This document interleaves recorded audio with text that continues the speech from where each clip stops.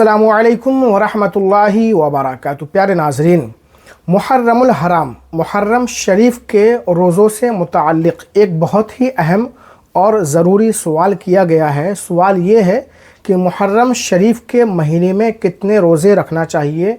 1 روزہ، 2 روزے، 3 روزے یا پورے 10 دن کے روزے؟ کچھ لوگ صرف 10 محرم کا روزہ رکھتے ہیں، کچھ لوگ 9 اور 10 محرم کا روزہ رکھتے ہیں، کچھ حضرات 10، 11 محرم کا روزہ رکھتے ہیں، اور بہت سارے ہمارے مسلمان بھائی بہن 9، 10 اور 11 محرم کا روزہ رکھتے ہیں 3 دن، اور کچھ لوگ 1 محرم سے 10 محرم تک بھی روزہ رکھا کرتے ہیں۔ تو صحیح کیا ہے؟ آخر محرم الحرام کے مہینے میں کتنے دن روزے رکھنا چاہیے؟ آج ہم آپ کو احادیث کریمہ کی روشنی میں بتائیں گے۔ ویڈیو آخر تک ضرور دیکھیں، دوستوں کو شیئر کریں، چینل کو سبسکرائب کر کے بیل آئیکن ضرور دبا دیں۔ محرم کے روزوں کے حوالے سے مسلم شریف کی حدیث ہے، حضرت ابو ہریرہ رضی اللہ عنہ نے اسے روایت کیا ہے۔ صلی اللہ علیہ وسلم نے ارشاد فرمایا، رمضان کے روزوں کے بعد سب سے افضل ماہ محرم کے روزے ہیں، محرم کے مہینے کے روزے ہیں، اور فرض نمازوں کے بعد سب سے افضل رات کی نماز یعنی تہجد کی نماز ہے۔ پیارے ناظرین، اس حدیث پاک سے معلوم ہوتا ہے کہ محرم کے مہینے میں روزہ رکھنے کا ثواب بہت زیادہ ہے۔ جب پورے مہینے میں روزہ رکھنا جائز ہے، ثواب کا کام ہے، تو 1 محرم سے 10 محرم تک روزے رکھنا بالکل جائز ہے، درست ہے، رکھ سکتے ہیں۔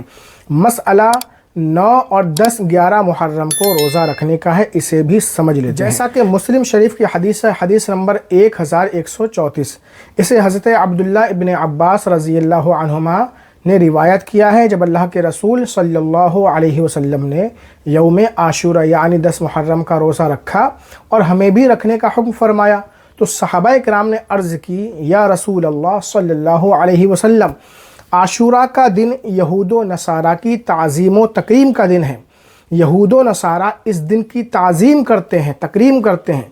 تو اللہ کے رسول صلی اللہ علیہ وسلم نے ارشاد فرمایا تھا، اگر اللہ تعالیٰ نے چاہا تو آئندہ سال ہم 9 محرم کا بھی روزہ رکھیں گے۔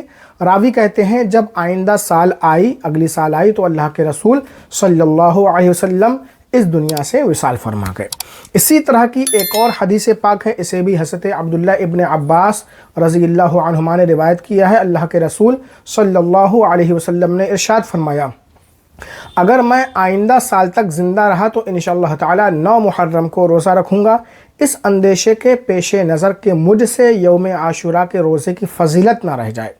ان دونوں حدیث پاک سے بالکل صاف ظاہر ہوتا ہے کہ عاشورہ کے دن کا روزہ رکھنا سنت ہے، اور اس کے ساتھ 9 محرم کا بھی روزہ رکھنا چاہیے تاکہ یہودیوں سے مخالفت ہو جائے، کیونکہ نبی کریم صلی اللہ علیہ وسلم نے فرمایا، ہم آئندہ سال 9 تاریخ کا بھی روزہ رکھیں گے۔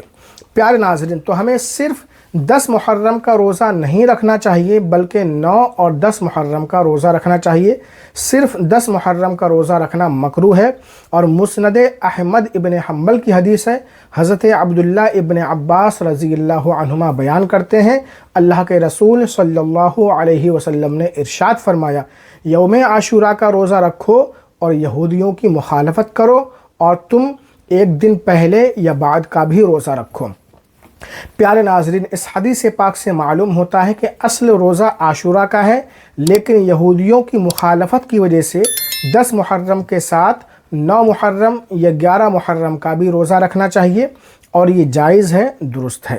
ان تمام احادیث کریمہ کا خلاصہ یہ نکلا کہ 1 محرم سے 10 محرم تک روزے رکھنا بالکل جائز ہے، افضل ہے، رکھ سکتے ہیں، اور 9، 10 یا 10، 11 محرم کا روزہ یا 9، 10، 11 محرم کا روزہ رکھنا بھی جائز ہے، اس میں کوئی حرج نہیں ہے، لیکن ان 3 روزوں میں مستحب اور افضل 9، 10 محرم کا روزہ ہے۔